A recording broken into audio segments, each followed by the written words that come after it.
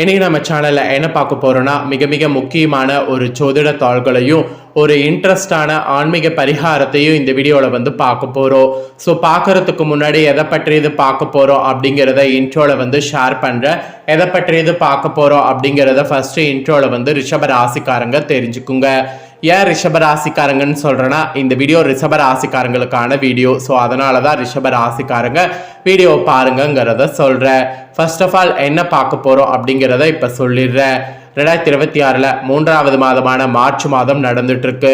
March மாதம் கிரக ரீதியாக ஆன்மீக ரீதியாக மிக முக்கியமான மாதம். இந்த மாதம் ஸ்டார்டிங்கில் ஃபர்ஸ்ட் சந்திர கிரகணமானது நடைபெற்றது. அதுக்கப்புறம் கொஞ்ச நாள் கழிச்சு மிகப்பெரிய கிரக பயிற்சியான சனி பயிற்சி வாக்கியப்படி நடந்தது. இந்த மாதத்தில் நிறைய முக்கியமான நாட்கள் வந்திருக்கு. அதை தொடர்ந்து இப்போ அடுத்ததும் முக்கியமான நாள் வர இருக்கு.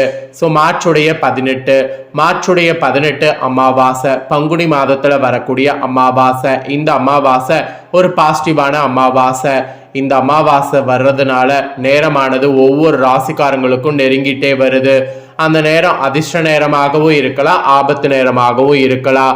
ஸோ அமாவாசையில் பாசிட்டிவ்கள் நிறைந்திருக்க காரணம் என்னன்னா பிரபஞ்சத்தில் நல்ல கிரகங்கள் வந்து அமைகிறது தான்.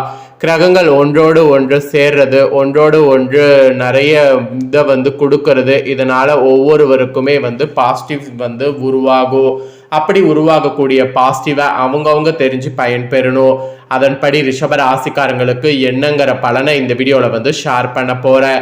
ரிஷப ராசிக்காரங்க உங்கள் ராசிக்கு என்ன பலன் கிடைக்கும் அப்படிங்கிறத தெரிஞ்சுக்குங்க. அதற்கேற்ப நடந்து பலன் பெறுங்க. அதோடு உங்களோட ராசிக்கு இந்த பாசிட்டிவான நாளில் சிறப்பு பரிகாரங்களும் செய்யணும். அது என்ன பரிகாரம், அதை எப்படி செய்யணும், அதை செய்யறதுனால எந்த அளவுக்கு உங்களுக்கு பாசிட்டிவ் உருவாகும் அப்படிங்கிறதையும் சொல்ல போகிறேன். அதையும் இந்த வீடியோவில் வந்து ரிஷப ராசிக்காரங்க தெரிஞ்சுக்குங்க.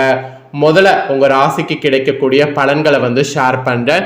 பங்குனி மாத அமாவாசை பலன்களை ரிஷப ராசிக்காரங்க தெரிஞ்சுக்குங்க.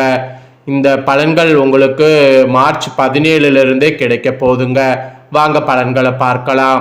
கவர்ச்சிகரமான சுக்கிரனை அதிபதியாக கொண்ட ரிஷபராசி என்பர்களே, இந்த ஒரு நாள்ல இருந்து மனதை தெம்பாக வைத்து கொண்டால் எதையும் எதிர்கொள்ளலாம் என்பது குறிப்பிடப்படுது. சிலருக்கு தேக ஆரோக்கியத்துல கவனம் செலுத்த வேண்டிய சூழ்நிலை உருவாகுது. இதனால உங்களுடைய செயல்களை குறிப்பிட்ட காலத்திற்குள் முடிக்க இயலாமலும் போகலாம். அதனால பெரிய பெரிய காரியங்களை இந்த டைம் செய்ய வேண்டாம் என்பது உங்களுக்கு சொல்லப்படுது. குடும்ப ரீதியாக சுப காரியங்கள் நடத்துவீங்க. சிலர்லாம் குழந்தைகளை வெளிநாடுகளுக்கு அனுப்பி படிக்க வைக்க முயற்சி பண்ணுவீங்க.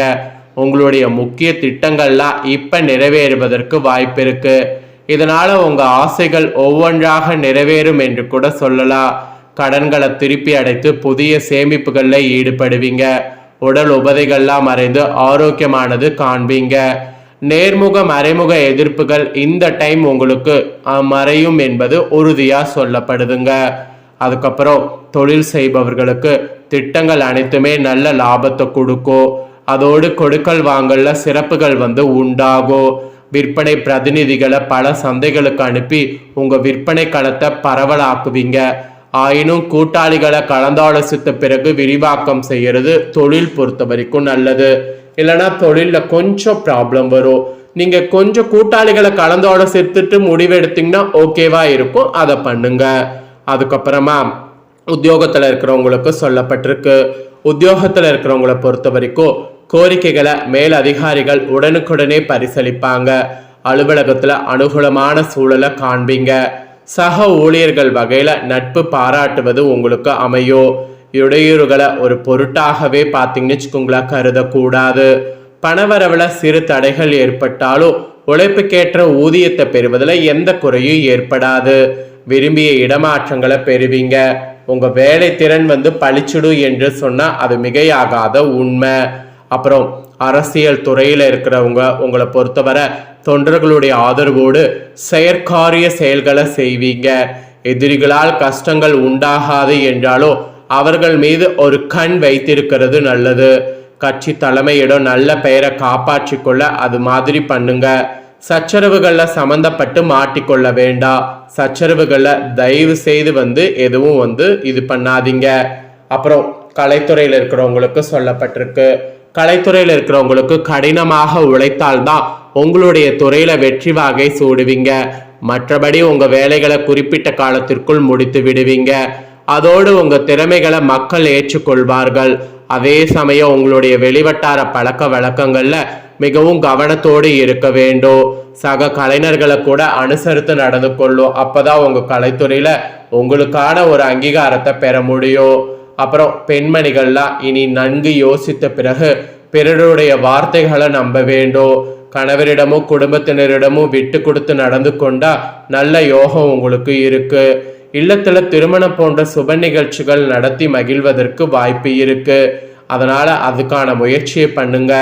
அப்புறம் மாணவ மாணவிகள் கடினமாக உழைத்து படிப்பதன் மூலம் நல்ல மதிப்பெண்களை பெற முடியும். சிலருக்கெல்லாம் வெளியூர் சென்று கல்வி பயிலக்கூடிய வாய்ப்பு கூட கிடைக்கும். மனக்குழப்பங்கள்ல இருந்து விடுபடுவீங்க. தீய நண்பர்களோடு நட்பை துண்டிக்கணும். உள்ளரங்கு விளையாட்டுகளில் ஈடுபட்டீங்கன்னா சாதனை உங்களுக்கு புரிய முடியும். அதனால உள்ளரங்கு விளையாட்டுகள்ல ஈடுபடுங்க. ஸோ இதெல்லாம் தாங்க உங்க ராசிக்கு கிடைக்கக்கூடிய பலன்கள். இந்த பலன்களுக்கேற்ப நடந்து பலன் பெறுங்க. இப்ப செல்வ வளம் அதிகரிக்க பங்குனி அமாவாசையில செய்ய வேண்டிய ஒரு பரிகாரம் இருக்கு. வாங்க அதை பார்க்கலாம்.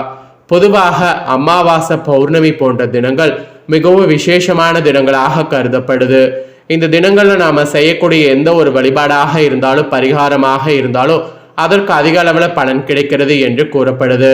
அப்படிப்பட்ட பிரபஞ்சத்தின் பேராற்றல் நிறைந்த இந்த நாட்கள்ல பல விஷயங்களுக்காக பலவிதமான பரிகாரங்களை செய்தால் அதுல மிகவும் குறிப்பிடத்தக்க ஒரு பரிகாரமாக சொல்லப்படுவது செல்வ வளம் அதிகரிப்பதற்கு செய்யக்கூடிய பரிகாரம். அதன் அடிப்படையில இந்த வீடியோல அந்த பரிகாரம் உங்களுக்கு செல்வ வளம் அதிகரிப்பதற்கு சொல்ல போற. செல்வ வளம் அதிகரிப்பதற்கு என்ன பொருட்களை ஒன்றாக சேர்ந்து வைக்க வேண்டும்ங்கிற ஒரு ரகசியத்தை தான் இந்த வீடியோல உங்களுக்கு சொல்ல போற. செல்வ வளம் பெருக வேண்டும் என்றால் அதற்கு கண்டிப்பான முறையில மகாலட்சுமி தாயார் அருள் என்பது வேண்டும். மகாலட்சுமி தாயார் என்பவர் சந்திர பகவான் சகோதரியாக கருதப்படுகிறார். ஸோ சந்திர பகவானுக்குரிய நாட்கள்ல நாம மகாலட்சுமி தாயாரை வழிபாடு செய்ய வேண்டும் என்று கூறப்படுது. அதனாலதான் பல ஆலயங்கள்ல அமாவாசை பௌர்ணமி போன்ற தினங்கள்ல மகாலட்சுமி சிறப்பு வழிபாடு செய்யப்படுது. ஸோ பங்குனியில வரக்கூடிய அமாவாசை தினத்துல மகாலட்சுமி பூஜை செய்வது சிறப்பு. அதுவும் வட மாநிலத்தை சேர்ந்தவர்கள் ஒவ்வொரு அமாவாசையிலுமே மகாலட்சுமி வழிபாடு செய்கிறார்கள். அதனாலதான் அவர்கள் இன்றளவு செல்வ செழிப்போடு வாழ்கிறார்கள். ஸோ இந்த ஒரு இதுவும் நம்புற மாதிரி தான் இருக்கு. இப்படிப்பட்ட இந்த அமாவாசையுடைய சிறப்பு மிகுந்த அமாவாசையாக திகழக்கூடிய பங்குனி அமாவாசையில மகாலட்சுமி தாயாரை நாம வழிபாடு செய்வதன் மூலம் நமக்கு பலவிதமான நன்மை உண்டாகும். அப்படிப்பட்ட மகாலட்சுமி தாயாரின் அருளை பெறுவதற்கு மகாலட்சுமி தாயாருக்குரிய பொருட்களை ஒன்று சேர்ப்பது வைப்பதன் மூலம் மகாலட்சுமி தாயார் அருளை பரிபூர்ணமாக பெற முடியும். அப்படி மகாலட்சுமிக்கு பிடித்தமான பொருட்கள் என்று பார்க்கும் பொழுது அது வாசனை பொருட்களாக திகழ்கிறது.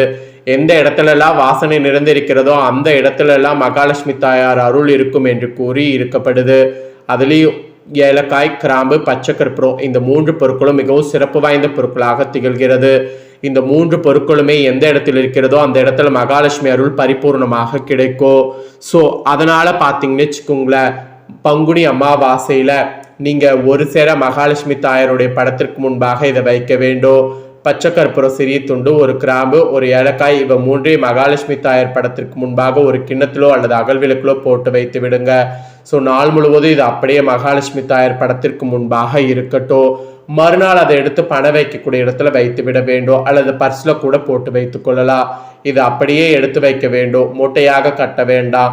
பச்சை கற்பூரம் காற்றுல கரைந்து விடும். ஏலக்காய், கிராம்பு மட்டும் அப்படியே இருக்கும். ஸோ இதை நீங்க செய்து பாருங்க. இதனால உங்களை பிடித்த தருதரை நீங்கி செல்வ வளம் அதிகரிக்கும். ஆனா இதை செய்யும் போது நம்பிக்கையோட அடிப்படையில செய்யணும். அதுதான் ரொம்ப முக்கியம். நம்பிக்கை இல்லாம செய்தீங்கன்னா பரிகாரம் பலிக்காது. ஸோ நம்பிக்கையோட இந்த பரிகாரத்தை செய்யுங்க. இந்த வீடியோல இந்த தாள்களை நீங்க தெரிஞ்சுக்கிட்டது கண்டிப்பா உங்களுக்கு ரொம்ப யூஸ்ஃபுல்லா இருக்கும்னு சொல்லி நான் நம்புறேன். யூஸ்ஃபுல்லா இருந்ததுன்னா மறக்காம இதை உங்க ஃப்ரெண்ட்ஸ் ஃபேமிலிக்கும் லைக் பண்ணி ஷேர் பண்ணுங்க. உங்க ஃப்ரெண்ட்ஸ் ஃபேமிலியில இருக்கிறவங்களும் உங்களை போல ரிஷப ராசிக்காரங்களா இருந்தாங்கன்னா இந்த தாள்களை தெரிஞ்சு இதற்கேற்ப நடந்து பலன் பெறட்டும். இதே போல புதிய அப்டேட்டான நிறைய வீடியோ நம்ம சேனல்ல போடப்படும். அதை எல்லாமே உடனுக்குடனே தெரிந்து கொள்ள மறக்காம நம்ம சேனல்ல சப்ஸ்கிரைப் பண்ணுங்க. கூட பெல் பண்ண பிரஸ் பண்ணுங்க. அதை நீங்க பண்ணிட்டீங்கன்னா இனி நான் போற மற்ற அப்டேட்டான எல்லா வீடியோஸும் உடனுக்குடனே தெரிந்து கொள்ளலாம். ஸோ மறக்காம சப்ஸ்கிரைப் பண்ணுங்க, கூட பெல் பண்ண ப்ரெஸ் பண்ணுங்க. அப்பதான் நான் போடுற வீடியோ எல்லாமே உடனுக்குடனே நோட்டிஃபிகேஷன் வந்து தெரிஞ்சு பயன்பெற முடியும். ஸோ சப்ஸ்கிரைப் பண்ணி சப்போர்ட் பண்ணுங்க. நெக்ஸ்ட் இதே போல சுவாரஸ்யமா வேறொரு வீடியோவில் வந்து உங்களை சந்திக்கிறேன். உங்களுக்கு ஏதாவது டவுட் இருந்தாலும் கமெண்ட்ல கேளுங்க. கண்டிப்பா அந்த டவுட்டை நெக்ஸ்ட் வீடியோவில் கிளியர் பண்றேன்.